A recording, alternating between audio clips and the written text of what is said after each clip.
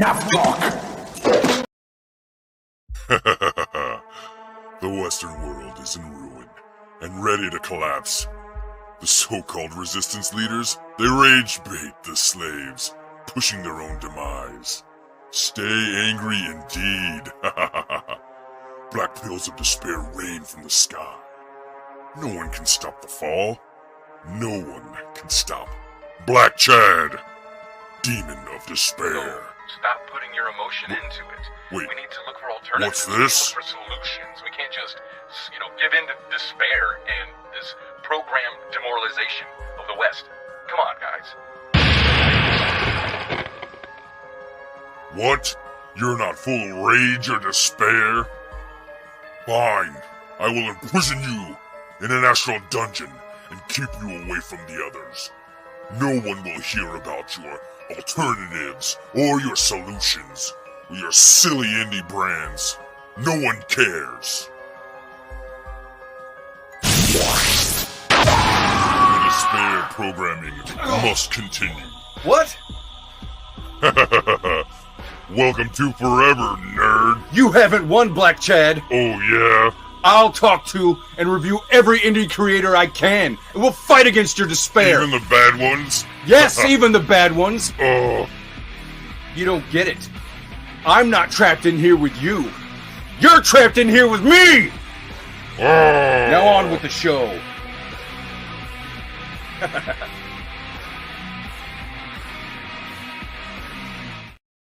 Yeah, you're trapped in here with me. Hello, nerds. What's up, Chris? Hey, how's it going? All right, so we're gonna keep up with the read and review stuff that we've been doing. Oh yeah, I've been having fun. Have you liked doing it? yeah. It's been a blast, dude. I mean, that's what it's all about, geeking out about stuff we like. Yeah, I'm really having a good time, and I want to try to stay away from doing the physical books. Like I know plenty of people do, and it's fine and all that stuff, but I really, it's much more crisp actually seeing the digital. Eventually, I'll have a second camera, and hopefully Black Chad will get me a second camera set up. Maybe get one of his goblins to set one up for me, and and we can flip through some, because I have a bunch of stuff that I don't have digital copies of, and eventually we'll have to move to that. So, yeah, and if you're watching this and you would like us to read through and review your book, hit me up, DM me or email me, whatever, however, maybe comment. Comments always help YouTube, right? So just let us know. I'll check it out, if and we'll read through it and do a little promo for you. Anyways, this one I really liked. Today we've got King Cryptid number 1 and number 2 by Peter Simeti of Alterna Comics.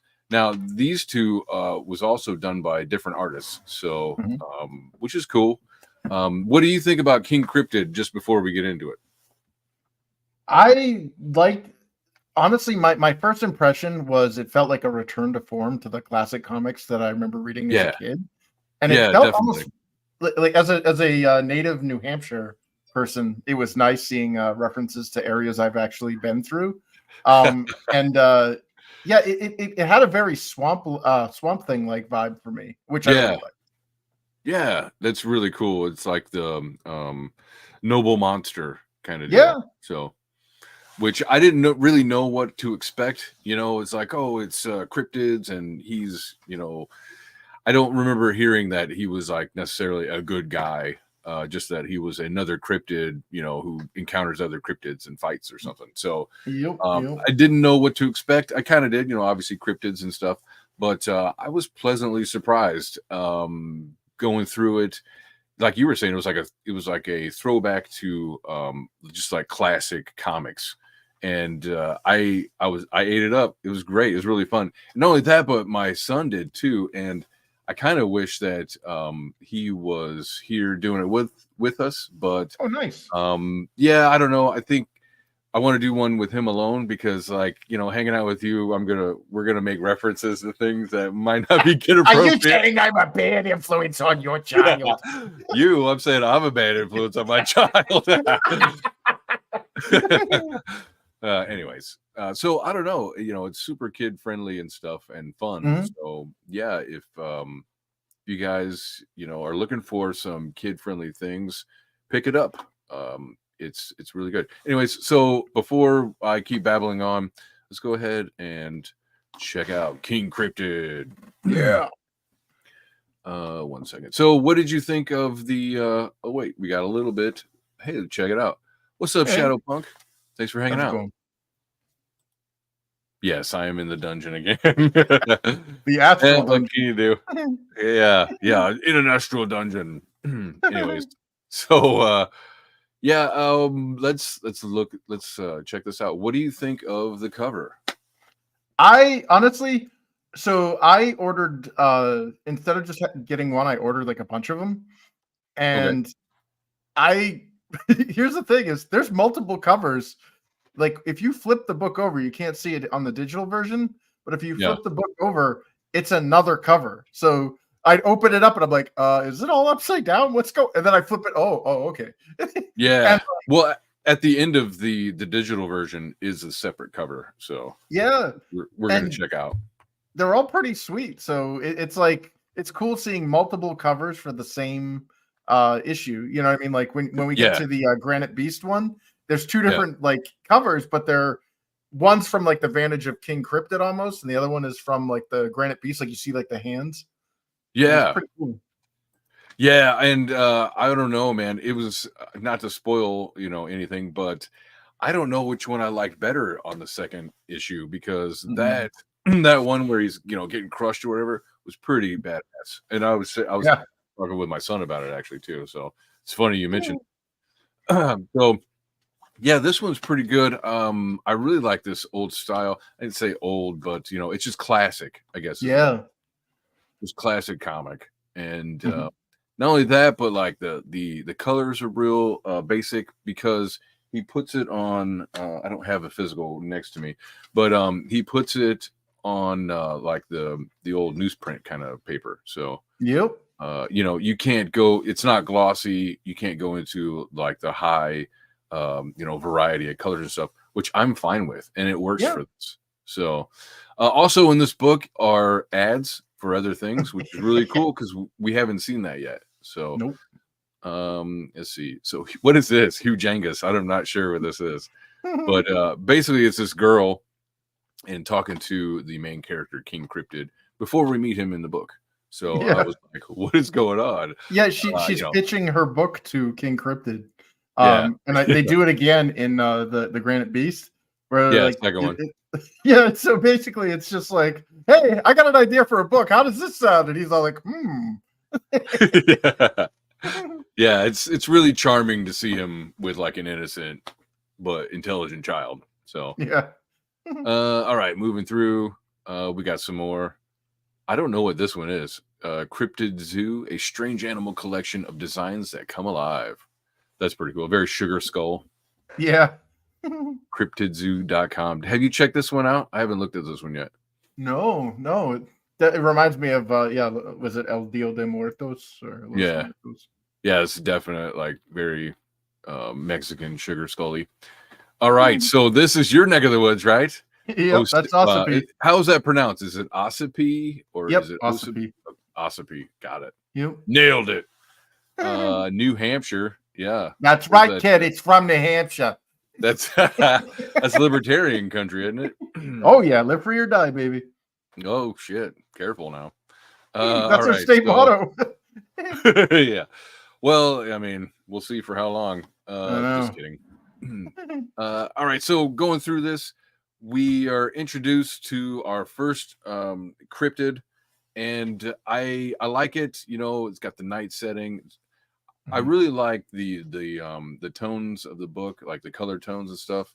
It's just the silhouettes. They play with the silhouettes so well in both of these, both artists, because it's different artists that do both books. So and we'll see. We'll see what I mean when we get to the next one. But anyways, so already we're mentioning places like Point Pleasant, West Virginia, November 1966. So if you are a fan of cryptids, you already know the name Point Pleasant.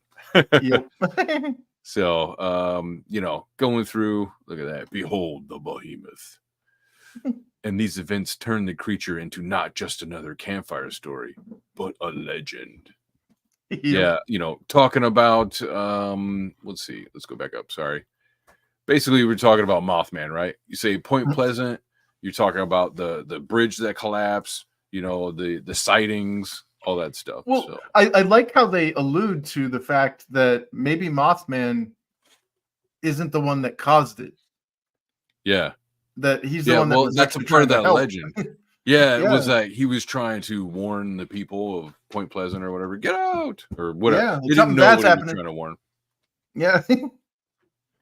Yeah, so this is where we meet the two hired goons that are transporting something. Yeah.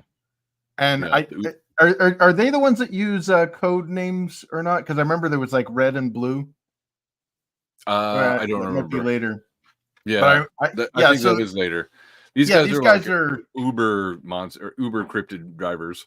yeah, they're basically like delivery service for this like facility or research. What do they call it? The organization. Yes. Yeah. What the? Yeah. So yeah, just a couple of innocent schmoes. This would be like me and you at the job site. We're like, oh, shit, we gotta move this stuff around. We're getting paid, $15 an hour, maybe. Vroom. So that freaks me out. I was like, what the hell happened? Very big and heavy, is gonna move that van. That's the only thing that's gonna do that. Well, I was a little confused. Did King Cryptid knock the van over, or was it the behemoth inside the thing that like woke up and went, I'm trying to get out, wham, and just flipped the vehicle? I couldn't really tell either, but having read it, it's I think it's the thing inside, just blowing itself around.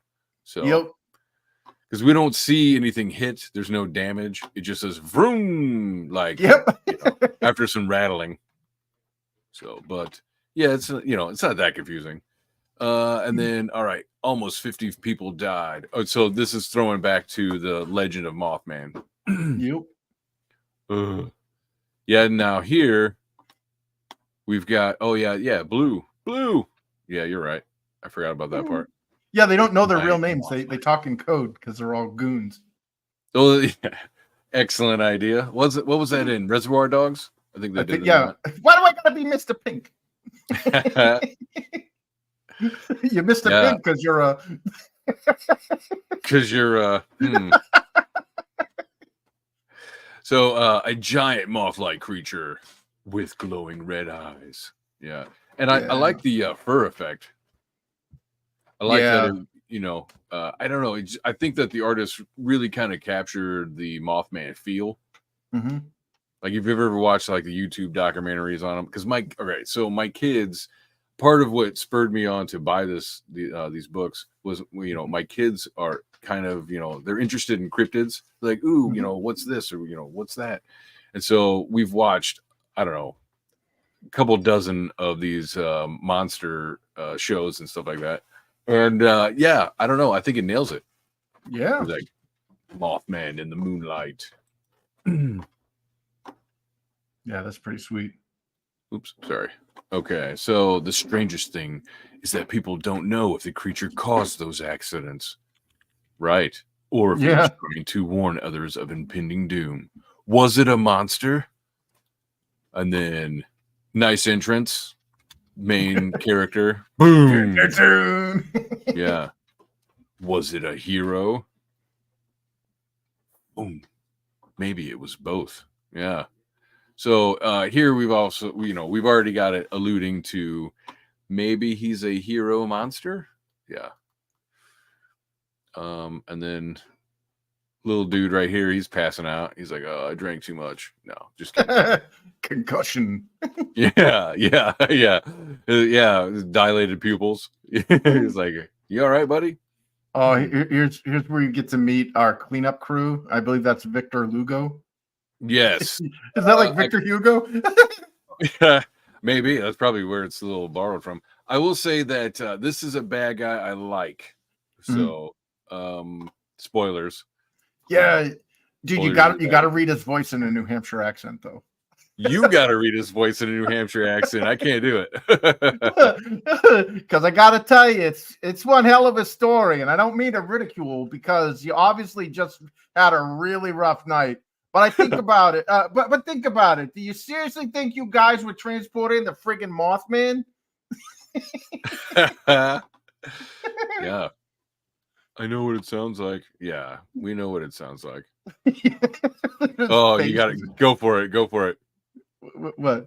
Look, I'm not supposed to say this, but maybe it'll put your mind at ease. The company that we work for, they sell exotic animals as pets. What you saw was a stork, a shoe bill, nothing more than that. You're not listening to me. Yeah, I told you twice, man. That's great. First of all, I like, he's kind of beat up. What is it? Is he like an illegal immigrant? I'm trying to figure out. Is he? No, that's a self-insert. That's Simeti. That's Simeti? Nice. No, I'm just kidding. I'm just kidding. Sorry. Yeah, he's Asian. Gosh, are all brown people the same to you? Just gonna out me right now. He's from New Hampshire. He's one of the Granite Staters. It's all good. It's fine. He's libertarian. Yeah. He goes to the Porcupine Fest. Yep. All right. So, yeah, something big. So here's the wreck that we saw after that badass explosion behind the hero, and who doesn't look back at it, because that's what heroes do. And so what is this? They're kind of talking about the damage and what's going on. They're kind of sizing up what happened. Is that right? Mm-hmm. Yep. Yeah, he's like part of the cleanup crew. He's like the lead, probably the lead goon. Like the security detail or whatever. What's up, Corey? When stuff goes awry. Hey. Thanks for joining us. Yeah, and then so he makes a call. Yeah, you got to do it. Come on now. Yeah, it's Victor. I got bad news. There's two of those damn things. It's like Bill Burr. And I'm gonna put you through the wall. Yeah, and now we've got a little advertisement from our friend at Critical Blast Logistics. This is before he did anything for me, so that's why I'm not. Hey, there's the Embrace, which I have. I got the badass version. I even got the shirt. Yeah, dude, you got quite the haul. I did not. I don't remember buying all that. No, I bought it like a while ago and forgot. I was like, wait a minute, where the hell is my Embrace stuff at? But I also got the his Caesar crossing the Rubicon book as well. I was like, oh yeah. Cool. So, yeah, because I think it was Odin. I had Odin on my show, back when I first started, so a couple years ago. And that's why I forgot about it. I was like, holy crap. Anyways, more ads, which I really think is cool. Comic book lettering. I'm not sure who this is. Rick Joseph. I haven't seen him. Yeah. I haven't seen him around Twitter and all that, or shows, so I don't know. But apparently check him out. Yeah. All right. And now we get to see, which I really like this.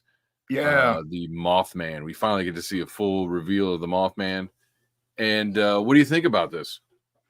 Yeah, like you're still not sure what the hell it is at this point. Like, it's the Mothman.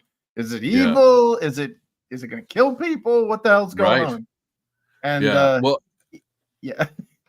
I was going to say the style reminds me of like what's that demon in is it the Etrigan? Is that his name? The demon that rhymes. Do you know what I'm talking about? I think he's a Marvel character. Yeah. He's got like an orange, I know what you're talking about. Yeah, he looks kind of silly, but the same art style that I've seen him drawn in, like those, just the old classic style, I guess is what I'm trying to get at. Yeah, that's cool. I like that. Is that the setting sun? Yep. Let's see, what is he saying? So this I like. So here we're talking about one of the things. All right, so one of the things I like about these books is that it's so classic that it goes back to like getting philosophical, like like classic TV, the old Star Trek shows, or like is it the Twilight Zone, stuff like that. They would have points, philosophical points to the show, and that's in these books as well. So it's really cool. Not only that, but you're not told a whole lot right away. They kind of leave it a mystery of the main guy, the King Cryptid. It's kind of a mystery, but we'll get to see him more. But at the same time, they're all self-contained monster stories. So you don't have to buy a slew of them to really get a full story. So which is cool. Again, classic serial feel. Yep. All right, so let's see.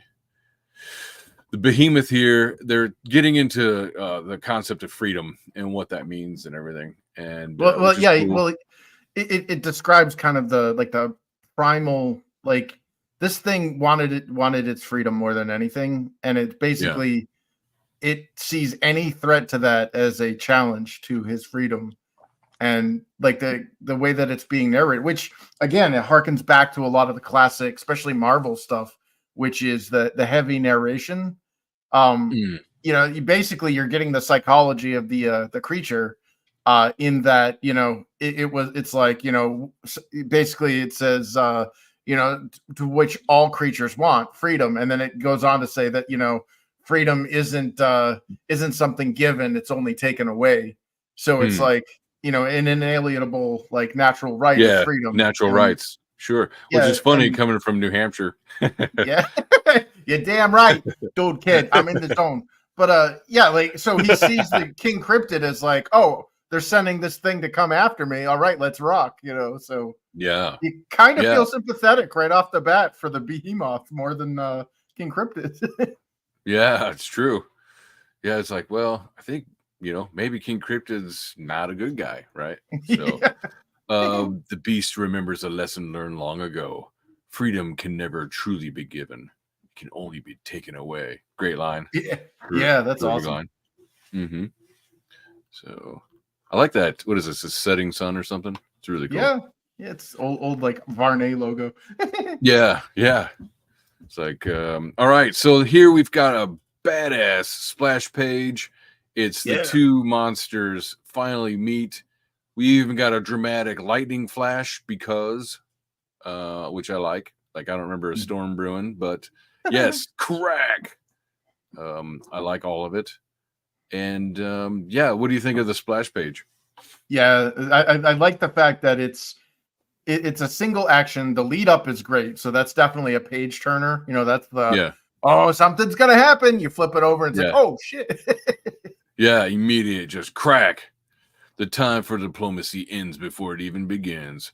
Frightened and exhausted, there is only one thought on the beast's mind: survive. Yeah, exactly. 9 feet tall, the beast towers over him and waits. Well, that's funny. So now we know that that King Cryptid is not 9 foot tall. Yeah, he's 7 foot or 8 foot. Is he? Okay. Well, from here, shit. Look at the difference. That's got to be a few feet. Yeah. So, well, he's crouching, but yeah. Oh, good point. Yeah, I see that. He says, "I mean you no harm." So this is like the first time we've seen him talk. Is that right? Well, yeah. So far, like, but that's the beauty of King Cryptid isn't like that. He rarely uses his verbal. You know what I mean? He doesn't need to when he's talking with other cryptids. Yeah, that's true. He says, "Do you understand?" Yeah. And then so we got a little bit. He's like, He gives him the contemplative face. So, and we don't know, does he? We have no idea. Putting his 20 foot wingspan. Jeez. Yeah. Like, that's big. Yeah. Let's see. 400 pounds. Maybe I can. All right. So now we're starting to see King Cryptid's abilities, right? Yeah. One thing is he's big and tough. But on top of that, he also has a stone. Yep. Please hear me now. And apparently it's telepathic. Yep. Friend? Yeah. Friend? It's cool. The reflection in the eyes. Very cool. And we've got more of that heavy narration to explain. We don't need 30 panels to go over how this is happening or even exposition from the character. We just put it in like that nice little narration and you instantly got it. Yeah, it's true. I will definitely give it to Peter. He definitely knows how to. He's good in the style that he's writing. I really like it. Same here. All right. King Cryptid's ability to telepathically communicate with cryptids and animals puts the beast at ease for now. Yeah, so here we see that King Cryptid is not an asshole. He's like, can we work this out? What's going on? What's the problem, dog? And so here we get the backstory, which is cool, which I've only read a couple of them, and that seems to be a recurring thing, is it'll the book will spotlight a cryptid, and then so we get a nice little backstory on this one, Behemoth. And what is it? Basically, it's he was experimented on, right? Genetic experimentation appears to have yielded the desired results, but why? And to what end? As the memory begins to fade, a voice manages to break through. Yeah, wait a minute. Where is it? A laboratory where science has placed progress above compassion and removed humanity completely. So that was a person. Yeah, that's what I was gathering, and I couldn't remember where it says it. I thought it said that somewhere specifically. Yeah, the Mothman DNA is mutating the host. Okay, far better than we could have predicted. Yeah. Wow. And straight into this awesome ad.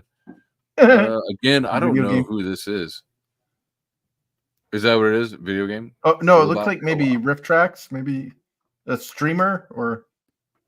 Yeah, it looks like a streamer. Cool. Twitch. Oh yeah, on Twitch. See, I'm not on Twitch. I don't do the Twitch. Robot co-op. Cool. Don't know. Another ad. Illustration design. Gerald Lang. I'm not sure who that is either. Nice. Go check out Gerald. I like that. That's really good. Yeah. On Substack. Or geraldlang.com. Is it Lang or Lance? Looks like Lang. Maybe it's Lance. Lang. It looks like a G. Or Lange. Yeah. Yeah. No. Sorry, Gerald. Sorry, all right, moving on. Okay, so here we got King Cryptid being cool. He's talking it out. He's getting the story. Turns out Behemoth here isn't that much of an asshole either. And thankfully he's not driven completely insane. And here we got a nice little friendship. Yeah. And we find out his real name. Yeah, we find out the king's name. Crowan. Crowan is my name. Behemoth. Yeah. Nice. He seems like a dude with rules. He says, I only share with those that I truly call friend. Which, I mean, that's a fast friend. Like, we don't really know that guy. He's really trusting. Really? Yeah. Like, turns out he's got a lot of friends. Yeah. Mr. Rogers over here. Yeah. He's like, what? And then they are just riddled with trank darts. Yes. Which from here, we're not really sure what those are. I mean, it looks like trank darts, or like, hairy boobs. I don't know. Yeah, those are nipples with spiky bits. Yeah. Spiky nipples with hair on it. No, I'm just kidding. And then he tells us tranquilizers. So he's not happy with that shit. Tack, tack, tack. And we find out some more of his abilities. So not very nicely done. The transmutative properties of King Cryptid's wing cape provide a shield from the sudden attack. So he touches the tree. Yeah, sorry to interrupt, but like I just got that. Yeah, I thought he just had like a hardened keratin on his wings, but now that I'm looking at it in more detail here, it's literally he just used the transmutive property of the tree and said, "I'm now turning my cape into solid bark." Oh, so, yeah. The cape became the same whatever material as the bark. That's cool. That's interesting. I did not catch that until you said that. That makes total sense. That's sweet. Yeah, I think maybe one more sentence right here would have paid off a little bit better, but no, you got to be smart to read this. So, if it said, "Oh, the transmutative properties of King Cryptid's wing cape provide a shield from the sudden attack," I don't know how you could add all that. So, making it bark. I don't know. I don't know. I think Pete's doing just fine. I'm not trying to critique him. Yeah, well, I mean, we right. eventually got it, so even the short kids can. Again, we see he's noble, right? So, I won't leave you behind. Go. Yeah, it's like morning after. It's Sunday morning coming down. He's like, oh, I'm fucking hungover. He's like, no, we must go out to buffet. He's like, I can't. I'm too hungover. Sorry. All right. Now he means it. He's like, go. As much as I hate to say it, I guess you were right, Lugo. Oh shit! Here's the bad guys, right? Oh, yeah. Here's the cleanup crew, and they see the pile of behemoth with King Cryptid getting out of there. He's like, he just yeet later.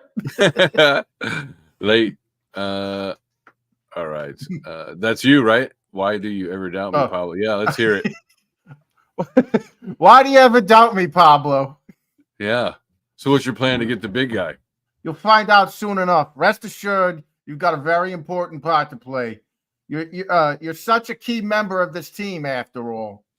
Yeah, as he drips with sarcasm. A little insidious.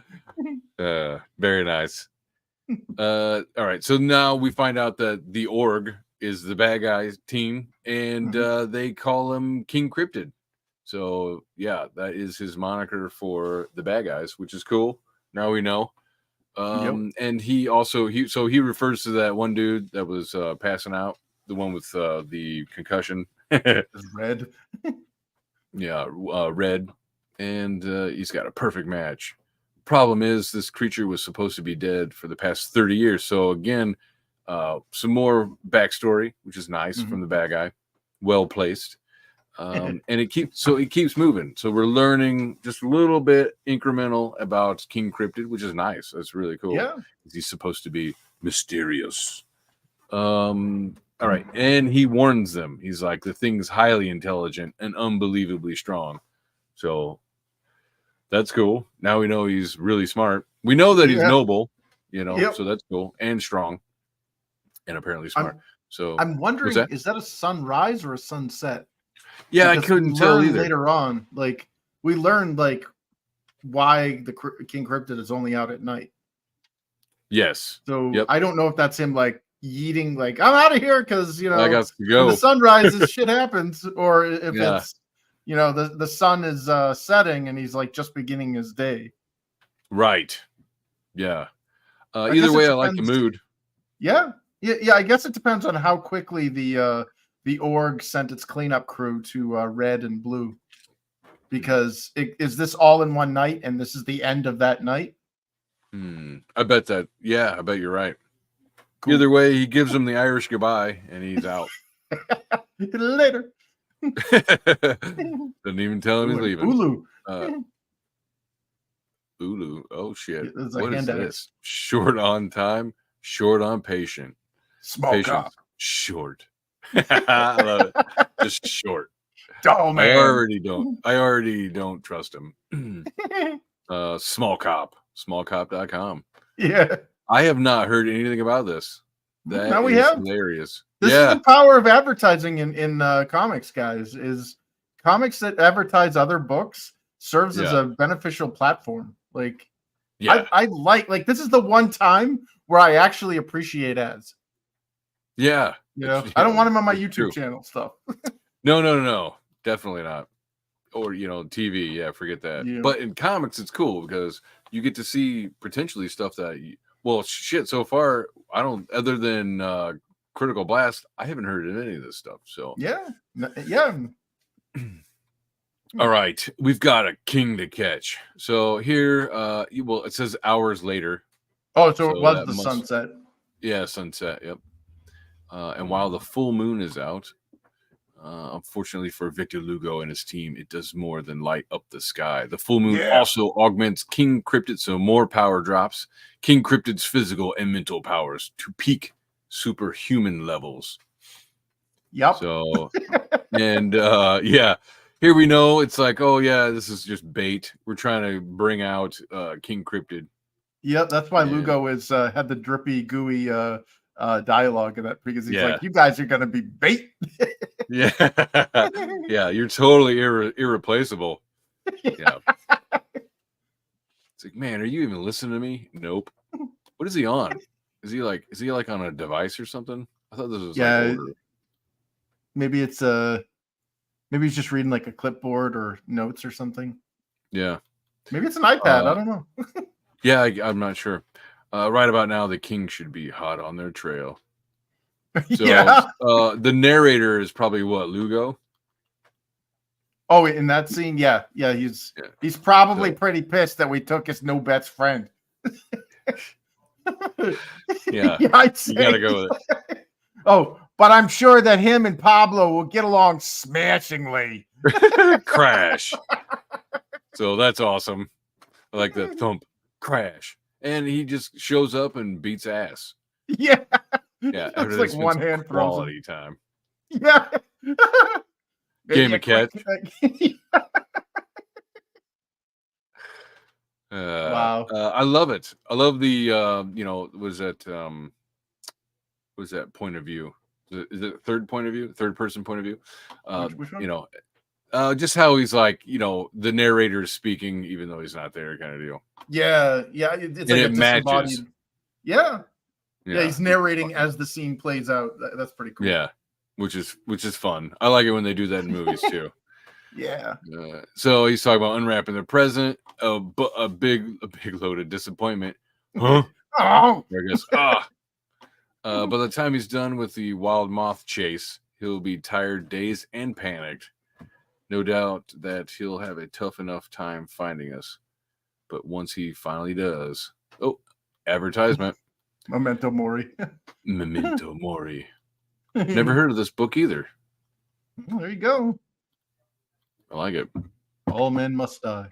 Is that what that means? Yeah, it's a reminder that we all have to die.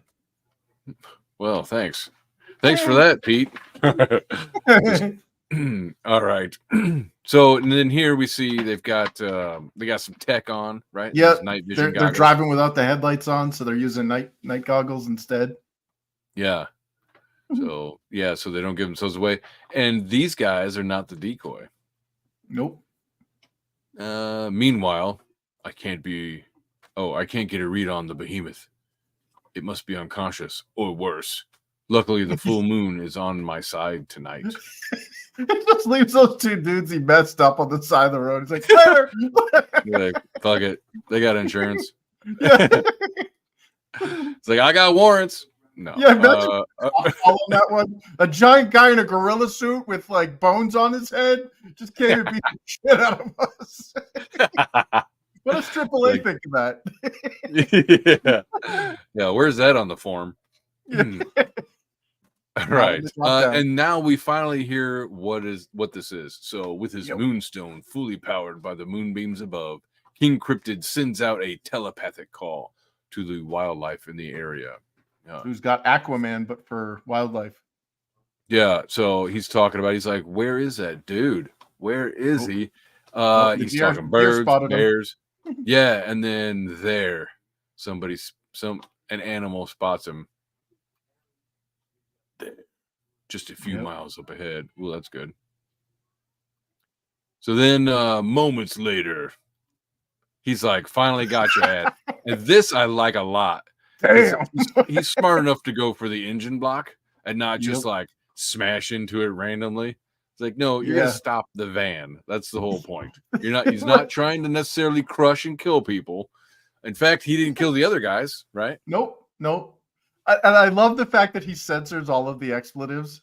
So it's safe for work. It's whatever, higher, but like, what that guy said, especially with a New Hampshire accent. Like, that's Bill Burr right there. Yeah. What word is he like? F is for family. Yeah. It's for friendship. So we find out he's knocked unconscious. But Lugo is not so lucky. As the creature claws its way out, one word keeps repeating in its mind. Indicron. No.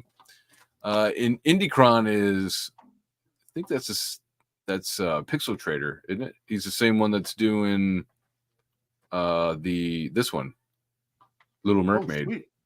Yeah, which I think he's just like at like it's like 20 grand now, something like that. He's doing good for him, phenomenal. Man. Yeah. And a little Jose Garcia art. Yep. All right, revenge. So my left arm fucking shattered. Oh, you got to keep going now. You started it. You can barely breathe. What did you get yourself into this? Yeah, what did you get yourself into this? Lugo, yeah. Look, I'm not the one you want. I'm doing the job. The org is who you really want. I can help you. Get them. Nice. Well done. I like it. Brother. Somebody hire this man. And I like this. I really like, the Mothman design here and everything. I will say that I really enjoy the art in this. We were talking about it earlier. It's just so classic. With its, basic coloring and everything. Gets the mood, Hell yeah. All right, it's over. You're free. What are you doing? So now we see King Cryptid come in. He's the man of ethics and morals and virtue, right? He's the hero. And so now we've got a little bit of a philosophical confrontation. He's like, I'm ending him, ending my pain. I promise you, his death will only build you a new prison. Right? He's like, oh shit, he's gonna hit me with some of that talk. Yeah, he's like, fuck it, so be it. Death's too good for him. Takes his eye with him. At first, I was like, he's gonna kill him, but instead, he's like, no, I'm gonna let him. I'm gonna let him find you. Yeah. I remember. See, that's sweet. Yeah, it's a badass walk away. It is. It is. What defines a life? See, I love it. Right back into that classic, philosophical talk. I love it. Is it the deeds we have done, the memories we carry with us? It is something the behemoth will spend the rest of its days trying to answer. That's cool. And here we're like, we're left at the end. We're kind of left at the end of the story where, although he shook off the org, now Behemoth's got to live as a monster, And he's like, what are you gonna do, dude? He's like, I don't know. I don't know, but thanks, And then I like this. Sometimes our most difficult fight is against the monster within. And really, it's about the friends we met along the way. For the immortal known as King Cryptid, it is a battle he is all too familiar with. So very cool. Classic kind of side. You got the bag or the perceived bad guy, now friend, flying off into the moonlight while our stoic hero smiles, gives us a crack of a smile. So that's nice. And then next issue, depowered, defenseless, and doomed. Dude, like I can hear Stanley saying this. Hello, true believers. Yeah, it's so classic. And then this is something I've not seen before either. What is this? Underdog? Fantasy adventure comic book coming eventually.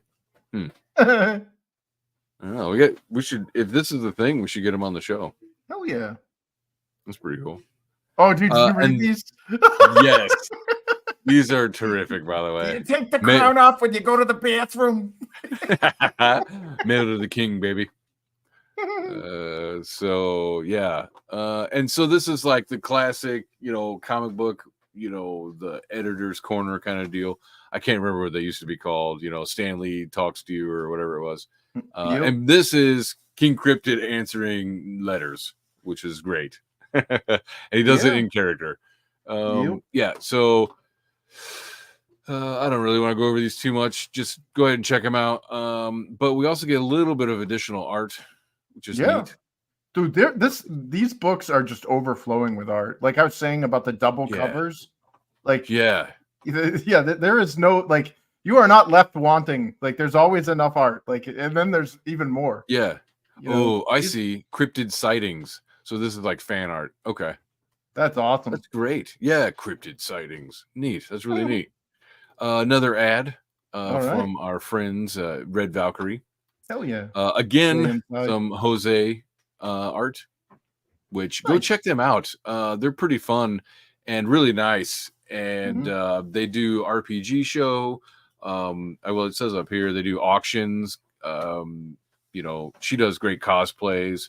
They used to do marketing, but last time I asked them about it, they said that they got away from it because it wasn't good enough for them. So not like they were above it, but like it wasn't profitable for their time or whatever it was. Yeah. So yeah.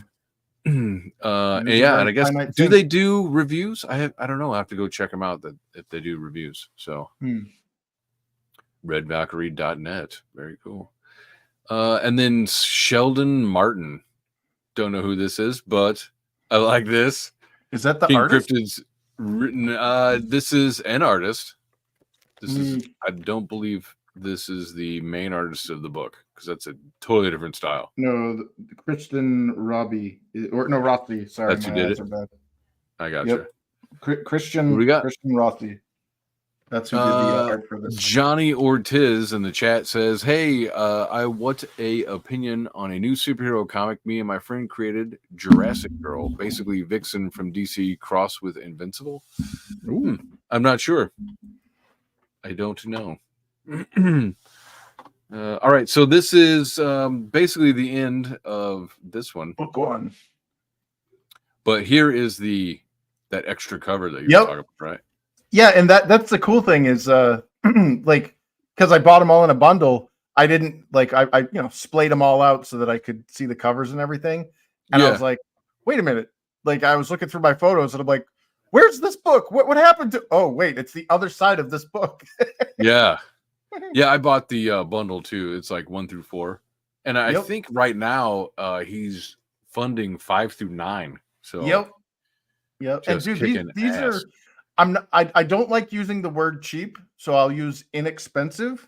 How about affordable? But these are very, very that's an even better term. These are very, very affordable books. Like you're gonna get your money's worth out of these and more. And I like it. I like, obviously, that it's affordable or everything, but like I like it because it reminds me of the days when I was in the variety store or the bodega or whatever it's called.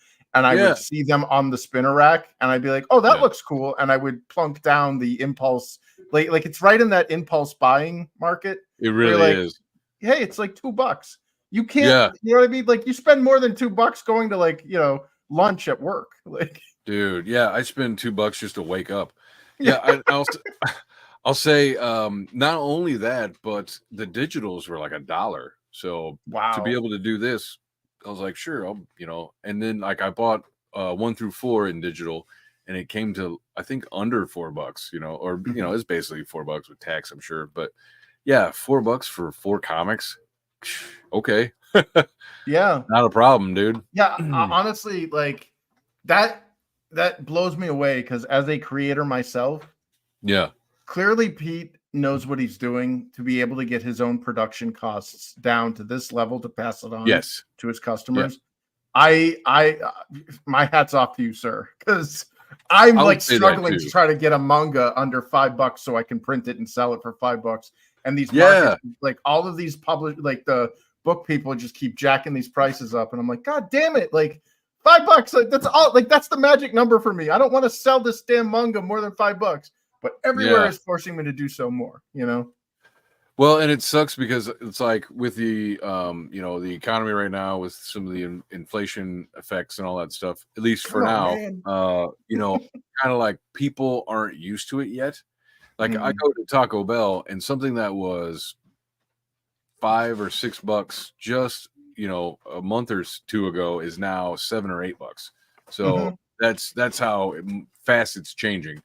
And printing costs they're kind of the same, unless you're doing giant prints, like prices are going like this right now. So the fact that he can get in there and put out a book because he's got to be making a profit being at it this long and this professional he's got to be making money at it. You can't be in the red and have this long, like You go to alternacomics.com and you look at the entire library of books. Oh, it's banging. Yeah. Yeah, this is not somebody that's like, I'm doing this as a hobby or a passion project. This is a legit business.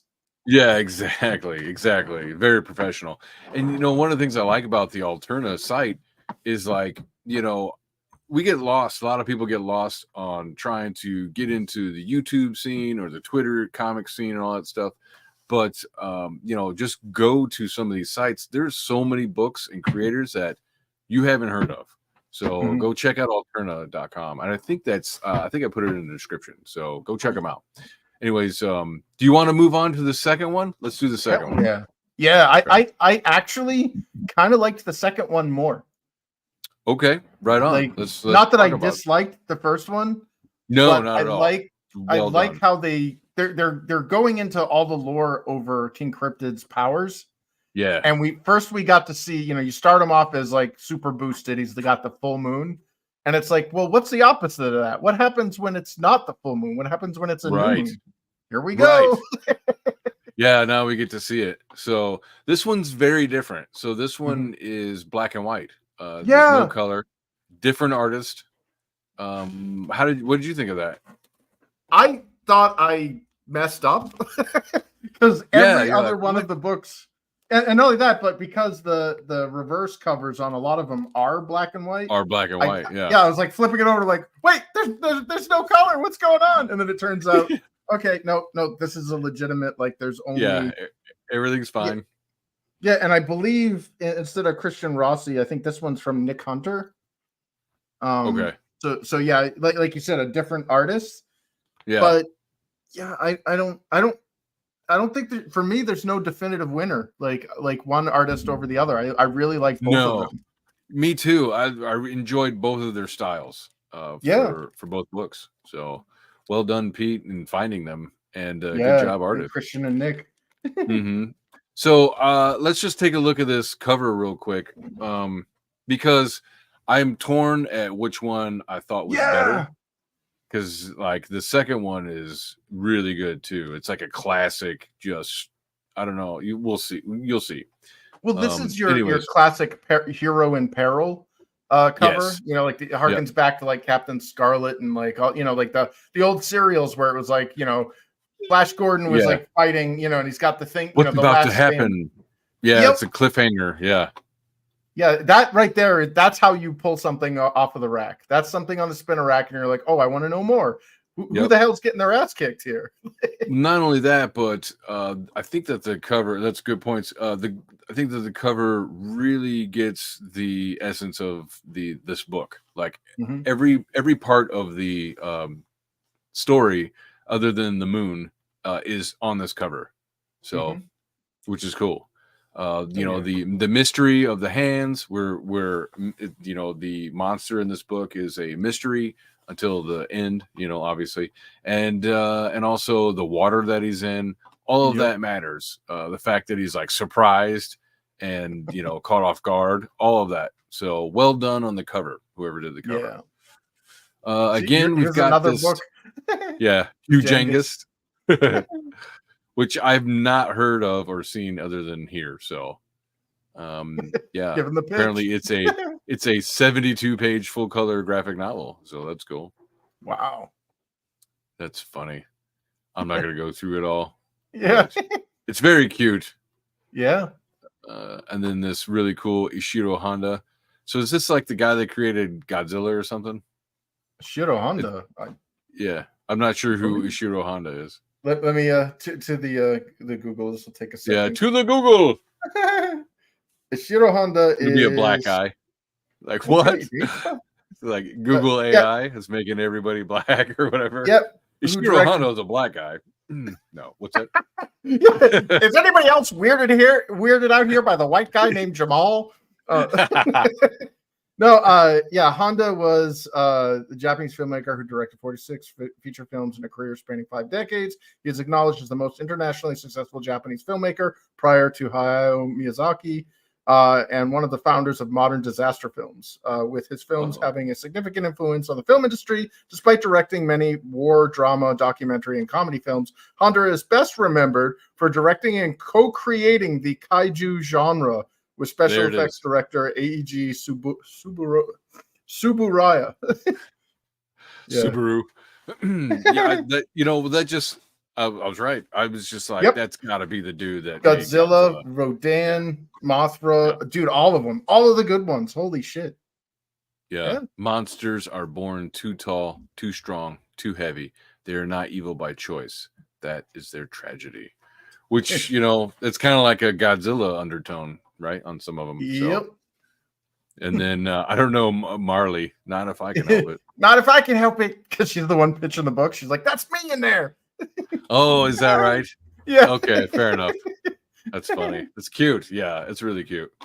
And then we've got this is such a badass, just splash page. That is great. So now we're starting to see that not only is King Cryptid just some like crow in there, the guy that was turned into this thing, but he also has a job, and his job is to basically repair.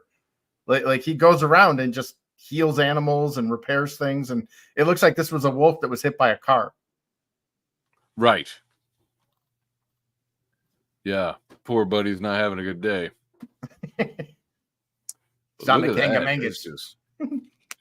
And I really like, again, the narrator is philosophical. I love it. So here we're talking about death, right? The last one, the theme was freedom. This one is death. Mm-hmm. And so he's like, death is a natural part of life. But for Crowan, the cursed immortal known as King Cryptid, death serves an entirely different purpose. So here we get into his weaknesses, which in the last one was a full moon, and this one is a new moon, where with his moonstone, it must be affected by all that. Like he's weak in a new moon, right? Mm-hmm. And that's kind of the peril of this situation is like, oh, King Cryptid, he's got magical powers or some shit. I'm sure he could do something for him, but it's a new moon. So, and suddenly a miracle, because his powers just barely work enough, right? Hello there. Yeah, hello there, dude. So I was reading this with my son was sitting next to me, and I totally just automatically did a hello there. It's like a meme in my house for a little while, so it's pretty funny. My kids are all doing it. It's hilarious. All right. Yeah, he's like, just remember to stay off the roads and avoid the bright lights. So very kind, the kind, compassionate, empathetic, I don't know, sympathetic, whatever. Good. Now, and here we hear about my moonstone is drained, and with it my power. So, and we hear that the moonstone is affected by the moon's light. So, which is cool. This I really like this panel right here, before the sun rises. So in this one with the black and white, Nick, I guess, is the artist. He does a phenomenal job playing with the silhouette, like white grass on black forest, with white and black stars and a black moon. Just, it's well done. Very, very good composition, in my opinion. Yeah. All right. Time is of the essence. So again, death, right? Rising stakes. Begins the long journey home on foot. Can't fly. I was like, can he normally fly? Apparently not. But he lost his powers. Yeah. I must make it back in time. So he's all freaking out because if he doesn't get back to the special places he's trying to get to, he says he'll turn back into a ravenous feral beast. When the sun rises? Is that right? Yep. The dawn's light will temporarily revert King Cryptid back to his cursed state, back into a ravenous feral beast. So this is kind of funny because I was, keeping track of time on this, and I'm like, wait a minute, I think the time's a little skewed, but it's fine. It's fine. It doesn't destroy the story. All right, 2 hours before sunrise. And all right, so you've been to this state park or something, right? Is this waterfall there? I know there are waterfalls in the White Mountains National Forest Parks, but I'm not entirely sure which one that is. Is that like Flume Mountain? Oh, actually, I think there is on Alterna. There's a map location where it shows where all the cryptids are from in New Hampshire, and I think that cool. I think that might be on Flume Mountain. Don't quote me on that though. I'll have to look it up later. Yeah. So all right. He's like something's off. It's just his cryptid senses are tingling. It's been a long night. He's like, maybe I'm just tired. Yeah, he's out banging them hoes. Just kidding. He's with Melvin. Yeah. Not heard of this one. Yeah. Don't know anything about this one. Toy Box Tales. Why would they put it? I don't understand. All right. 2 comics in one? I don't know. Well, that's probably Melvin's the name of it. And then the story is Tailbox Tales. Or no, it's also coming soon. Yeah. It's confusing. Yeah. That's all right. I hope it funded. All right. So deep in the White Mountains of New Hampshire exists King Cryptid's cave lair, which is cool. So now instead of the Bat Cave, we got the Cryptid Cave. Hidden behind a waterfall. Classic Batman. As he retreats deeper, the darkness dissipates thanks to the eerie source of light emanating from within. So the water, restorative waters give off a light. Is that right? That's and what it sounds like. They recharge his powers. Yeah, well, it sounds like the stones at the bottom of the pool possibly might be like the light just might be refracting through the water. But the idea is that it's like a pool where there's this like stone, like because they show crystals later on, but it's this is the stone, isn't it? The moonstone on his forehead.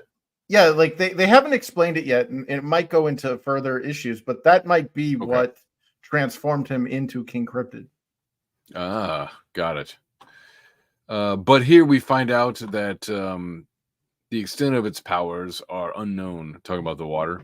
But one thing is certain, its origin is not of this earth. So it's good to be home. Again, man, it's good to be. I think we've all been there. It's like just road weary and dusty. Yep. And I like the silhouette play here. It's great. I mean, I like the really well. duotone or the hatching or whatever he's like. That's not grayscale. That's literally black and white. Yeah. 90 minutes before. Okay, so let's keep track of time. 90 minutes. It took him a half hour to climb up and get behind the waterfall and get to this pool of water. So, and then so now his senses are tingling. He's like, I feel like I'm not alone, and we don't know what it is. Yeah, it's just like nails on stone. Yeah, claws on stone, and it's like, I really can't put up with this right now. He's like, I got a hangover. I'm tired. My back hurts. I really don't want to fuck around. And then so he's like, I'm going to fake it till I make it. He's like, who's out there? Readying himself. Yep. And then we get a cute little cartoon. Which looks pretty funny. I don't know what this is. But it looks great. EB and GB. Again, I don't know. Eric Hussell. Yeah. Hope you well. Advertising, man. Informs about stuff that you know.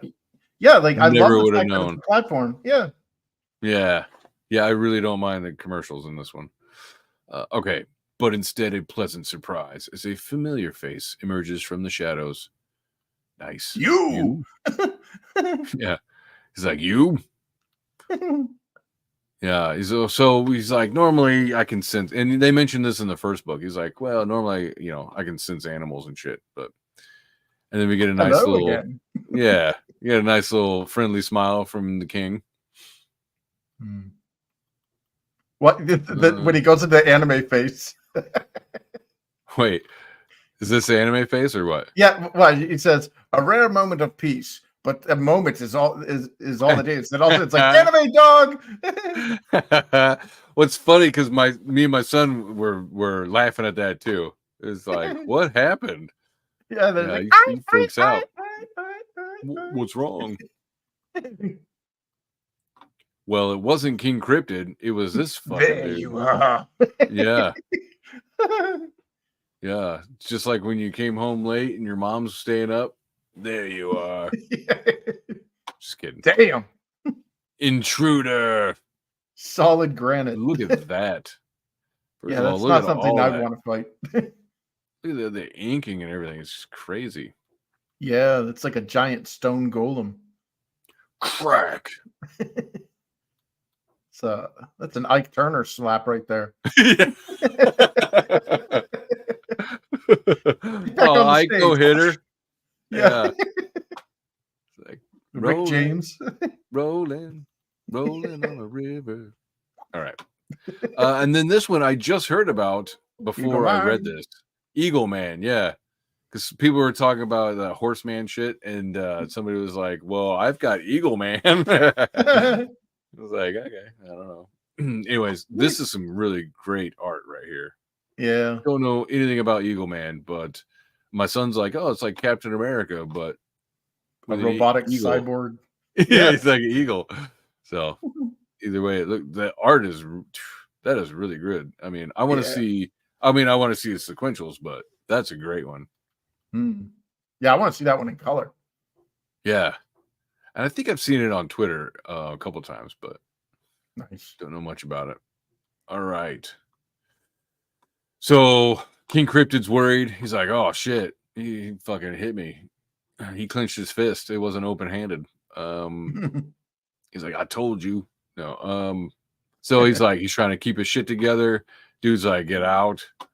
Don't make me hit you. Don't make me tell you twice, kind of deal. Yeah. You are unworthy of this dominion. So of course he's got to talk smack as he beats him up. Yep. Like it's very trailer park moment right here. I don't know. Oh hell no. Yeah, he's got his wife beater on. Yeah. You stay out of my trailer. So we've got Granite Beast need not listen to a thief. So now we know his name is Granite Beast. What do you think about that? Yeah, he's and again, it's a New Hampshire thing. Derek? Like New Hampshire is known as the Granite State because the entirety of the state is built on granite bedrock. Right on. Did not know that. Yeah. Well, see, that's what I was like. I don't know this cryptid. I've never heard of a Granite Beast. So I'm not sure. This is kind of like a left field kind of thing. Have you ever heard of a Granite Beast cryptid before? No. But again, like the fact that it's, situated in New Hampshire, dealing with granite, aka the Granite State. Yeah, the Granite State. Like I think it might, especially when we read on, it kind of goes into these are kind of pre-cryptids. Like it's almost like an alien, like a proto-cryptid. Yeah. Sorry, 1 second. Yeah, I'm just trying to give like first impressions because like I'm like, wait a minute, Granite Beast. But yes, later on we find out a little bit more of its backstory. So all right, now we're at 60 minutes before knocked him so hard it knocked him out for 30 minutes. 30 minutes. He's like you hear the clock ding when he fucking hits him. Ding! Fucking 30 minutes. Raging bull. Yeah. I didn't hear no bell. It's like, yeah, but it's been 30 minutes, dude. It's because you have a concussion. So yeah, Derek says this was a fun read. Hell yeah, it's pretty fun so far. 1 second. Give me 1 second, guys. Sorry about that. A little dead air's not bad, right? All right, there we go. Yeah, so again, King Cryptid trying to be diplomatic, and it's like, no, it is you. Oh yeah, that's right. Yeah, sorry to talk over you. Yeah, and he talks about his ancestral home. So that's a bit of a drop, right? He's like, wait, ancestral home? What could he possibly mean? And then we find out you know, that basically what's going on here. What do you think? Yeah, well, like this image we're seeing now is this is the consequence of King Cryptid not getting to the water, Yes. and that's why he's doing all that countdown. And he may have destroyed that deer and ripped it apart and stuff. Maybe that's why it's in black and white. You know, get past all the blood and gore. But like, yeah, it almost feels like he's not worried about himself at this point so much as he is about killing the granite beast. Well, so I think what this is just him imagining being in his feral state, right? Because he mentioned being feral if he can't get back to this pool. So now we know a bit of King Cryptid's true Achilles heel, it sounds like. You know, ultimately he is a monster. And maybe it's this moonstone that keeps him hero, you know, which I like. First of all, I really like this, like him off to the side, and then he, you know, we see his imaginary, you know, his little vision going on. He's like, "This is what'll happen." Yeah, it's a cool framing technique. Let's see, we got Elemental MJ. Hey. What's up, dude? Thanks for coming. All right, give me 1 second. There we go. Okay, so going through. You know nothing, Jon Snow. He gives him the "you know nothing, Jon Snow." I like the interruption there too, like the overlapping of the like. That's a cool visual language there. Yeah. He just stepped over. I know that you think you know nothing, Jon Snow. See, they're aliens. Yeah, and so now we get the backstory. Eons ago, before the time of man, my ancestors came to Earth and made this mountain their home. Now, before the time of man, that could be really big because you could say, well, is he talking like biblical, you know, 6,000 years? Is he talking evolution, you know, where it's like 200,000 years? Or is he going like Michael Cremo, where it's been like 3 million years? You know, like how long has he really been here? Anyways, so anyway, I'm being funny. Trying to. So they merged with the land and became one with it. The first granite beasts were born from the light, and when their time was done, they became one with it once more. As the last of my kind, I have spent centuries searching for it. Now I am here to reclaim. So see the crystals. Yeah, so like they became crystals, you suppose? Well, I think he's got crystals back here.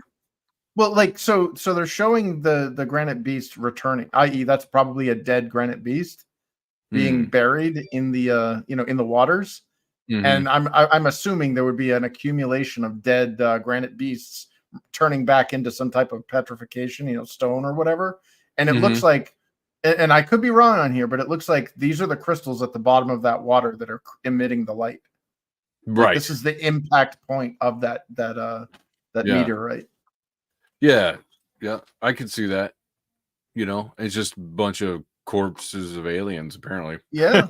Well, if they all turn back into rocks, you know, it's like we could never know. Yeah. As is my birthright. So he's clearly a Nazi. Just kidding. I'll talk about birthright. Yeah. He's either, you know, a Nazi or he's Jewish. He's talking about birthright. So I don't know. Oy vey. It's a golem. He's like, it's all in the blood. Yep. All right. Even if his story is true, it doesn't change what's going to happen to me tonight. Yeah. Again, we're reminded that, oh shit, this is gonna suck if I don't get into that pool. And this dude needs to get out of my face. Get out my grill, yo. I still have to find a way around him. Yeah. And then so we get a little bit more. He's like, for the past 2 centuries, I've treated this cave as my home. So we know, and I think he says that in the first book, like he's like what, like 400 years old or something. Yeah. And he's been here for 200. So that's kind of cool. Like a little bit of sprinkle of the mystery, you know, back like when Wolverine was still cool and like you didn't know his past and all that shit. Yeah, before Jimmy Howlett and it was still Logan. All right. And then he says, the light is the source of my people. It is sacred. You are not of my kind. Leave. Look at this. Just the black and white. I mean, dude, the light effect on this is really cool. I love it. Yeah. Yeah. Great black and white artist. Nick, Yeah. you know what you're doing. All right, a romantic, and then straight into romantic horror story of vampires and werewolves. Oh, it's an audiobook. The Steins. And I've heard of this. I've heard of the Steins. Yeah. Is it an audio?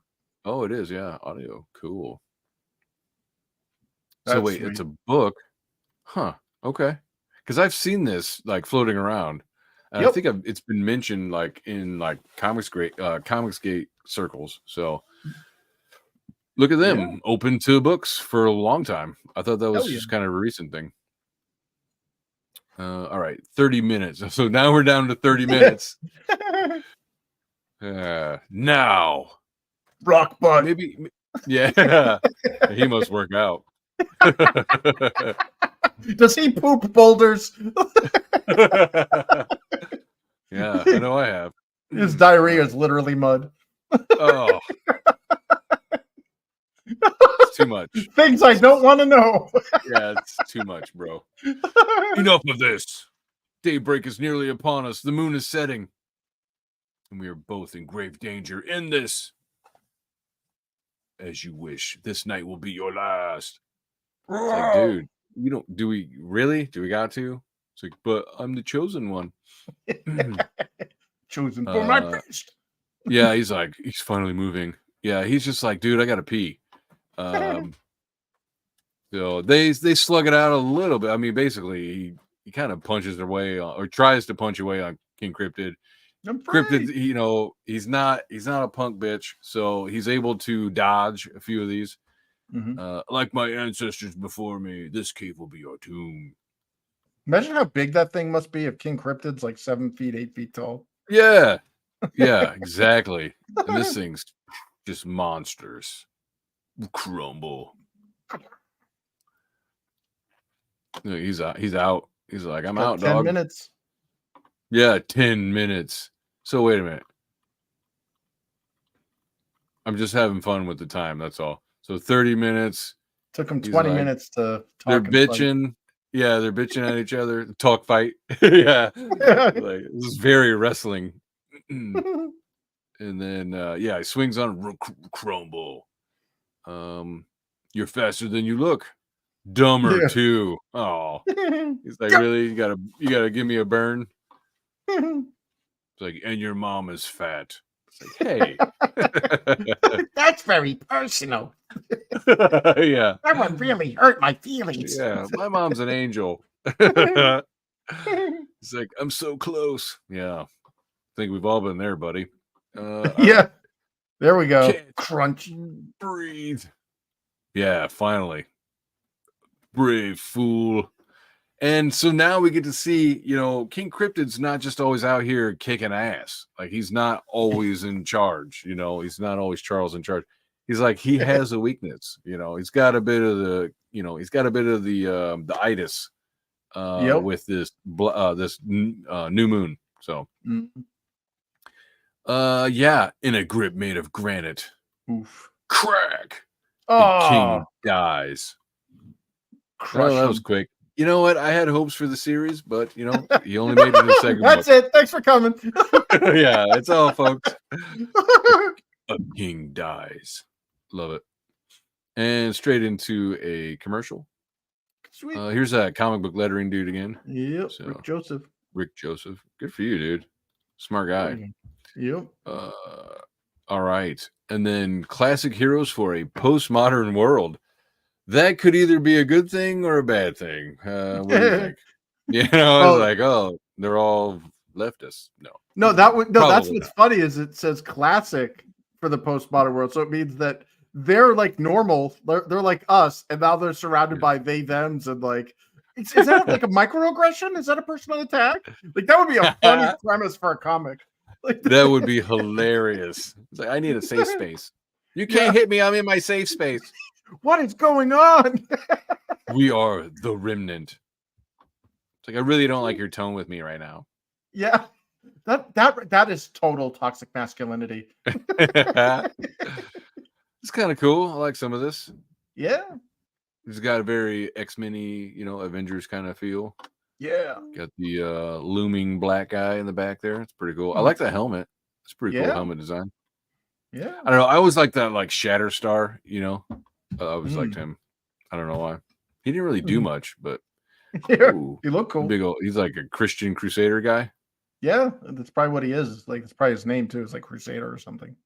Ooh, Grok Comics. Neat. Good name. Grok. Yep. I fully understood that reference. A friend of mine, he recently borrowed my copy of Stranger in a Strange Land. Yeah, no, Stranger in a Strange Land. Heinlein? Yeah. Yeah, and because it's like, I don't know, it's just a book that I've always loved, and I read it every few years or whatever. And anyway, so he read it, and he's like, I don't know, I don't think that he really cared for it all that much, but he was like, finally, I know where that term grok comes from and what it means. It means to like understand. Yeah, to fully understand something. Heinlein is such an overlooked author. Like, I mean, there's that recent thing about like Starship Troopers, like because the Verhoeven movie kind of missed the point of the books because they made like the fascist parody into like a kick-ass, cool-looking utopia. I'm like, no, should have made the bad guys bugs. Well, they should have made the humans the original aggressors, like they were in the books. Oh, It was a Mormon colony that went out to, and they were basically they killed the bugs, and the bugs fought back. And in the movie, it was literally just Johnny is like talking to his parents, and they get killed by a bug turd. That fired, and it was like, and it was like that makes the humans legitimately the good guys here. Like, like there's no whatever fascism imagery, whatever, completely is lost at this point. It's now about survival against, If you pre-program everybody with Starship Troopers for 9/11, you're gonna get exactly what happened. Yep. I'm just kidding. That's not pre-programming. I'm joking. All right. Or is it? Okay, so now we're at 3 minutes before the sunrise. Ooh. And he's like just getting his ass kicked. So perhaps in another life, you might have been worthy. So, well, first of all, in another life, was so he believes in reincarnation? Is that what we're talking about? Maybe not. I guess because he killed the guy, crushed him like a bug in his hand. Yeah, he's like, maybe if you tried again, you lose a bitch. Yeah, you might have been worthy. Yours is the defeat that brings me no joy. Damn, he's like, you such a bitch. I ain't even sweating. Well, here's one thing that confused me. So he was telling him about how sacred the light was, and that he was unworthy because he's not like him. And yet, he just throws him in there, throws him into it, and it's like, what? Yeah, you just said that like it's sacred to you, like you wouldn't want that stain near your stuff. Right, that's true. That's funny. Yeah, that makes sense. Like, why would he do that? Well, it totally did him a solid too. Yeah, thanks a lot, buddy. It's exactly what I needed. Yep. See all the he just wanted to show off his butt again. He must be. He's working. Somebody does a lot of lunges. Yeah. Now go be one with the light. Oh well, see, I don't know. Maybe he's like, hey, if I throw him in there, he'll like decompose like my ancestors did and go join the light. He sounds very Hindu. I don't know. Yeah. All right. Sinking ever so slowly to the bottom of those sacred waters, King Cryptid lies motionless, suspended in a state outside of space and time. Ooh. Yeah, so he's in like a spiritual mystic realm, right? A place where science and magic are one and the same. I hate when people say that, but it's fine. I don't hate. Hate's a strong word. It's just it's like a tropey kind of term, science and magic. But do you not trust the science? Well, because it's like, I don't know. I get it. I'm not gonna hate on it. It's just it's just overused in a lot of places. But I like this book, so I'm not going to continue to bitch about it. All right. Within these depths, illuminated by cosmic minerals. I love the cosmic, like the cosmic rays, like, well, I love that. See, this is where he says that the minerals, the cosmic minerals, that's what led me to believe that the crystals at the bottom of the pool were the light source and not the water. Mm-hmm. So I could be wrong, but that's kind of what I think you're right. Well, and with also like if the granite people, their like corpses are there, Perhaps they turn into those crystals, right? We were kind of kicking around that idea. And yeah, deposited over multiple millennia. Yeah, deposited by corpses. Yeah. You know, yeah, I get it.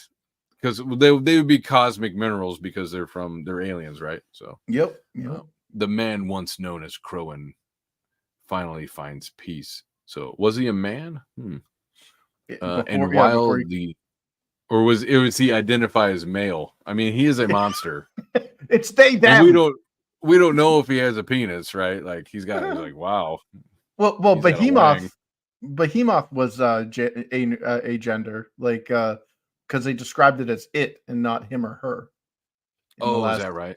Yeah. So some things, I guess, if you're a cryptid, you can't really have you can't get sexed. But King Cryptid, I would say he's Z. Good for them. All right. Bless your heart. What is left for me now? Was this truly my purpose? Some mere seconds remain before the sun rises. Something cries out from below. First gasp of breath. Cool. I like it. I like the yeah. Easy now. Well, I like the muscle right here. I don't know. It looks good. Well done. Yeah. Impossible. Yeah, he's not happy. Again, the black and white work. That is great. Yeah. Well done, and Nick. It's all like hatched or zipatones or whatever, and that works beautifully. Yep. Yeah. Well done, Nick. And then this is great. This is such a great splash page. There's the crystal stuff in the back. You know, he's like, oh, you know, you get the choir singing. He's got the water, you know, slowly draining off his large, muscular, masculine, hairy frame. Down boy. No, just kidding. Just gay out for King Cryptid. I mean, look at his codpiece. You know what I mean? All right, but how? It's like, well, there's this thing called magic, science magic. Cut to it's Dollman or Small Soldier. Or that's what I said. What I said to my son, I was like, oh, it's Dollman. He has no idea what Dollman is. So those are great movies. Yeah. No, Dollman versus Puppet Master was one of my favorites. Yeah, right? Man, shit, I forgot I even saw that movie. That's hilarious. The life essence of your great ancestors restored me as it has. See, there it is. Yeah, the life essence of your ancestors. Yeah, so yeah, all those crystals and shit. I bet that's the corpses of this creature's, you know, bloodline or whatever. Yeah, but that would mean the Moonstone. How did I not see it before? Great ancestors, I have betrayed you. You're so different from us. I did not know. It's all good, dude. Man, he's very serious. Like, he needs to relax a little bit. Yeah, and he's like, you know, King Cryptid, you know, he's a good guy, right? He comes at him with you know, compassion, morality, and all that shit, all that dumb shit. No, the heroic shit. You do not understand. But it's not my place to say. See, I don't know. I think that he probably should have said, but it does leave more for next time. So I think I don't know. I kind of want him to say it here, and you know, all right. So give me the great, you know, cultural reason of why you feel so, you know, so fucked up over this.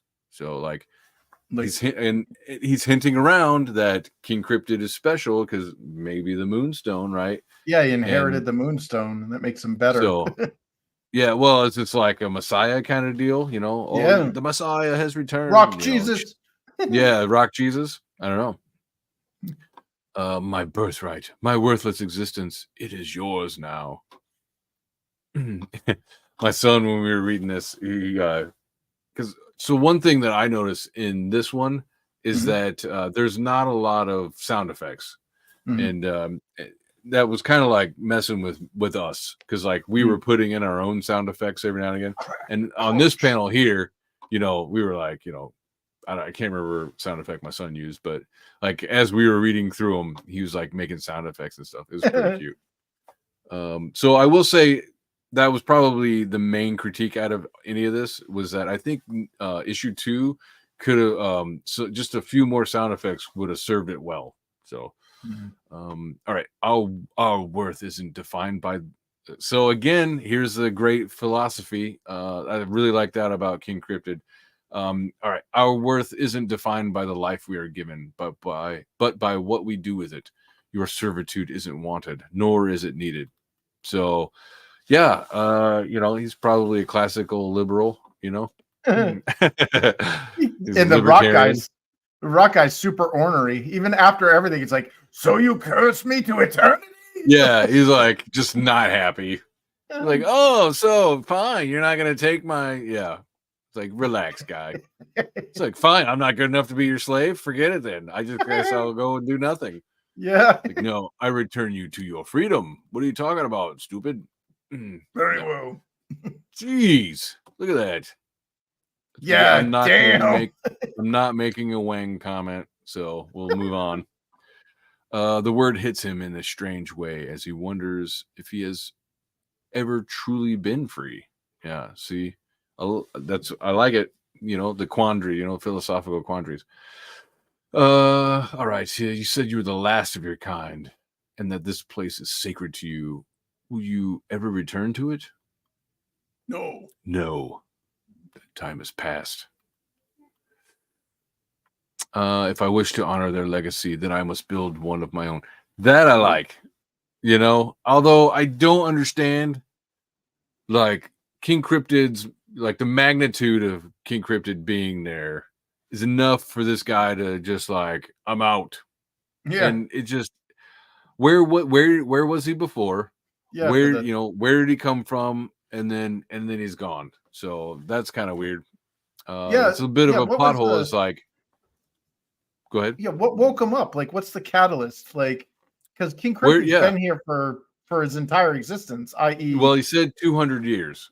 Yeah, well, he's been here for long enough so that something like this should have happened or could have happened, prior to, right, many a times. So right. So maybe there is allusions to, deforestation or something, or like somebody, the park was being remodeled because there's something that happened in New Hampshire. The old man on the mountain fell down. I don't know what that means. So the landmark, one of the noted icons of the state of New Hampshire, is on Cannon Mountain. We have this thing called the Old Man on the Mountain. And what it is it was a naturally formed rock sculpture of a man's face. Like, it looks like the profile looks like a man, and they call it the Old Man on the Mountain. And it was there for, since forever. And I think in 2010, maybe even earlier than that, it fell down. It just fell off the side of the mountain. And they've spent decades trying to like with like hooks and chains trying to keep it in place. And it just finally, Mother Nature's like, nope, gravity's gonna win. Yeah. Boom, whole thing. So maybe that might have been, you know what I mean? Like, we don't know. Like, it's left to interpretation. But if they ever go into future explorations on the Granite Beast, they could possibly go into that. That would be cool. I hope Pete sees that and like uses that, because that's really fucking cool. And that would be perfect to hook that event into this book. Like that would make sense. But I don't know how he would do it, but I'm sure he's obviously an imaginative guy. So yeah. But here we've got forever linked to this ancient site.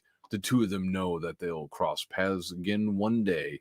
And as the sun rises, death has given life a new meaning for the Granite Beast and King Cryptid. So yeah, the overall theme ties in here at the end of death. Remember, we opened up with death, and his how King Cryptid was, fearing death, not necessarily for himself, but for everybody around him because of himself. So yeah, I don't know. It's pretty thick themes going on here that you're not going to get in a lot of books. So I liked it. I liked it a lot, especially because it's like, it's a simple book, but it's there's a lot going on in it. It's very thick, Well, not only that, but because of its episodic nature, I could pick this book up before I picked up the first one and be fully and not feel like I missed I don't what the hell is this?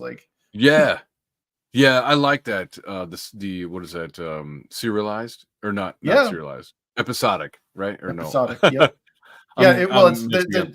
There's episodic and progressive. A progressive story is something that progresses throughout a season. So each episode links to each other, whereas episodic is the self-contained story in each episode. Okay, there we go. Yeah, just tripping over my terms.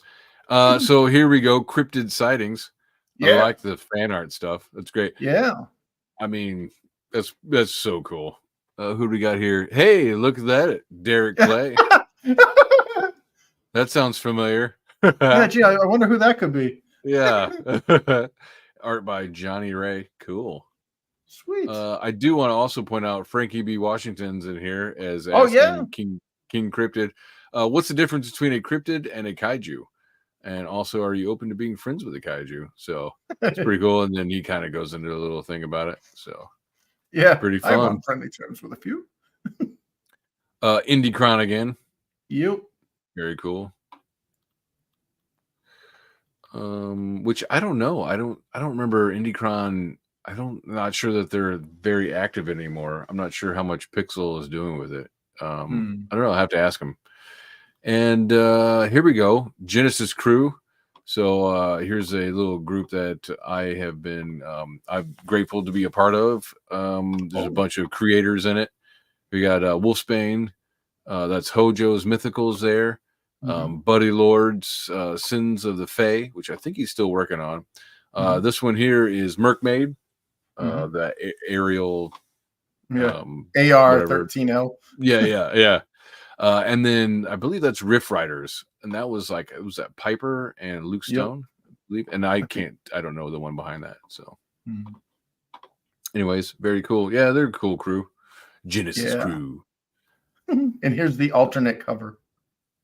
So let me prime the pump a little bit. So this one, I'm going to argue, probably could have been, the main cover. And I would not have cared at all because this is so badass. It's like Cave of Doom.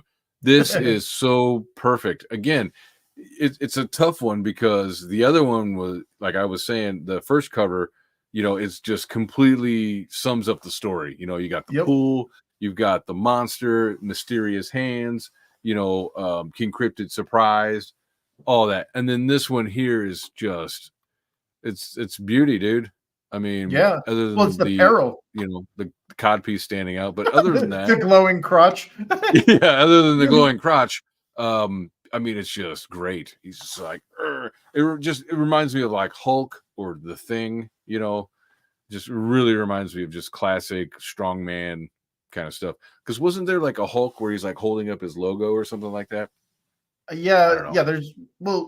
I just like the peril kind of hook because it bring like these are designed to sell on merit of the cover instead of I'm already an initiated fan and I'm just buying this from the website.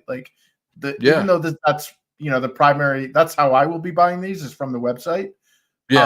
This is the covers though are so well designed that it harkens back to those days where you're at the cash register or you're at the bodega or whatever, and you see it on the spinner rack, and it's hey, it's only $1.99. Yeah, I'll throw it on the throw it in with the other stuff I'm buying.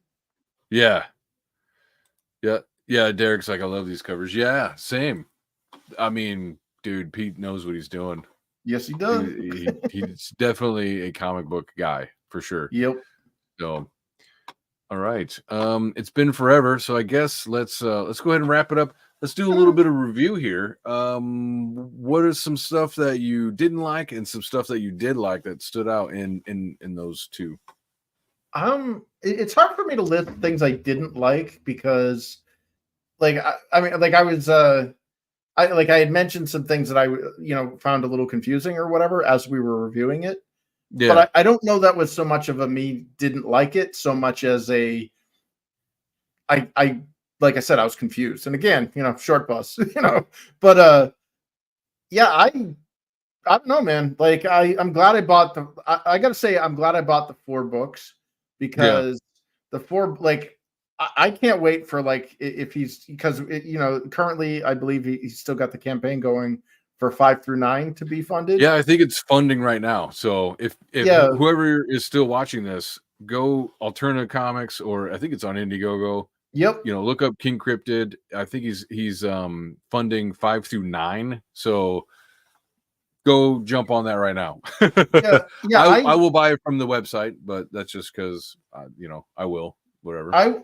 I would almost be willing, like, in fact, I don't even say almost. I mean, I'll be obviously buying the individual floppies, and I like to buy them in groups like that, 5 through 9, 1 through 4, whatever, because they're very, like, it's what, like, it's not like anemic in page number, but it's small enough for me to read in little bite-sized bits. And the fact that I don't have to wait a year for more is really nice when it's, you can parcel it out like that. Yes. But I would be super excited if after 1 through 9 or 1 through 10 or whatever, that we get like the trade paperback and it's the thick boy, like all of them in one big bang. Yeah. That would be cool. Yeah. Derek's like, I back 5 through 9 also. Yes. I'll be buying more of these. So I guess for my review, I will say I was gushing over it during the read through. I really enjoy the narration that the philosophical character narrator is great. It's really cool to return to that feel. Something that I try to do in my book as well is the narrator is his own character. And with this one, I really like it because, the narrator has a purpose of kind of like, putting exposition and prose into, philosophical ideas. And I'm a sucker for that. So I really enjoyed that part of it. Pete's, he's a well-rounded dude if he can write stuff like that. Like he gets it, Yeah. And on top of that, the art was really good. I like that it was different artists. And we got to see, just different styles for the same character was super cool. I think I enjoyed that a little bit more than I kind of thought not that I thought it would suck, but just seeing it was cool enough. So like different interpretations, I guess, is where I'm coming from. So even with the color and the black and white was really cool. Like I'm not the first one to go, ooh, black and white. But I enjoyed it, and Nick knows what he's doing with his black and whites. So hats off to Nick. And I wouldn't say there was a clear winner.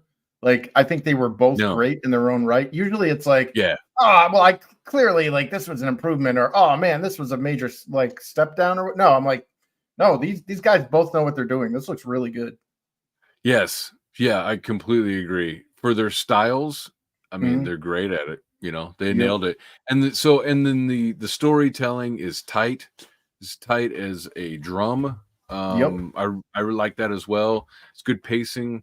Just really good writing. I liked how he spaced up the like slowly unveiled the powers of King Cryptid.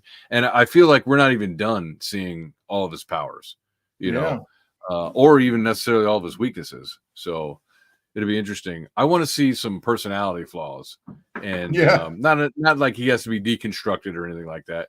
But just as there's got to be that one thing. It can't just be the moonstone and the moon cycle. There's got to be something inside him, something that's not exterior, that is a weakness, and I think it'll make him a little bit more compelling. But I'm not complaining at all. Don't take that as a as like as a serious critique. You know what I mean? No. I think it'd be cool. It's in a way, it's like if I were the writer and I received feedback like that, I wouldn't see it so much as like a critique or even a negative. I would see it as more of a, okay, I'm leaving the audience wanting more.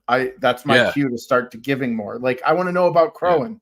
maybe that's where the flaw lies, is he starts getting memories of him when he was like a Native American or something, or whatever Crowan is from, you know? Yeah, good point. Yeah, there's so much that there's I have 1 through 4, but I haven't read 3 and 4. I have them on digital, and we'll probably do a read through and review of those as well. So, Sweet. which apparently we need to try to get Derek on that show. Yeah, I should have put my hand out, because he's like, well, I might be busy, and I forgot to even hit him up and see if he wanted it on. So my bad, Derek. Especially I didn't realize that you were a fan of King Cryptid. So yeah, you're featured in the book, dude. You're in the fan yeah, section. I didn't even know. So my bad. So next time you'll be on if you can. So I don't know. I guess you want to go ahead and wrap it up? Sure, man. Yeah, thanks for having me, and I can't wait to see what's coming next as far as books that we're going to review. Yeah, I don't know. We'll have to figure that out. I think next week, what are we doing? I think next week we'll be talking to the Nano 13 guys. Oh, sweet. So I think it's just because I was gonna have Chris Faction on. I think Hero Darky Dark or something was gonna be on. But schedule conflict. So we moved the read through for tonight, because it was like, oh, it will be tonight, and then he was like, hey, can I get it? And then it didn't fall, whatever. Yeah. So come out the other side of scheduling chaos, and Nano 13, I believe, is next week. So that'll be both Ron, I think both Ron and Chris, because we've had Romo. Ron on, like, we've had him on before, and it's like, he's like, I don't know anything about kaijus. Like, oh, buddy. So yeah, we get Chris on, and we'll get all the kaiju kind of juice out of him. And wait, that's not what I meant. And we'll talk it up about kaijus and stuff like that. So yeah, I will say this for the King Cryptid, super fun. Really enjoy the art. The writing is, I don't know, I mean, about 99% flawless, so I really enjoyed it. My son really enjoyed it, and I'll be buying more. So thank you, Pete. Not only that, yeah, dude, and like, these are affordable enough that you can proliferate these kind of comics in like Christmas gifts, or like, it's $2, dude. Greeting cards cost more than $2 now. Like, you could literally just be like, hey, hand it out. Here's a couple of, because like, the more people that see this stuff, especially the fact that Alterna Comics is a platform that also advertises other people's stuff, that's more than helping out just Pete and his book. Like, we get to see this letterer that was in there multiple times. We get to see, the Steins, like, other ads in there. Like, what was it, Small Cop? Like I now have that in my mind. Like, that's a cool thing. So yeah, man, I encourage everybody to check this one out. I mean, you can't go wrong. $2, Yeah, exactly. And $1 digital. So yep. Derek says, great stream. Keep this going. Thanks, Derek. Yeah. We have fun doing this. So I plan on doing more of these. It's like, oh, well, I don't do reviews because nobody watches them. I disagree. I'm having fun. So this is what I missed about, like, before all my hobbies got hijacked by ideologues, where I'm not chasing algorithms. Yeah, well, all the mainstream media told me that every one of my hobbies, they no longer are interested in me as a customer. So I didn't have people to geek out about the stuff I enjoy.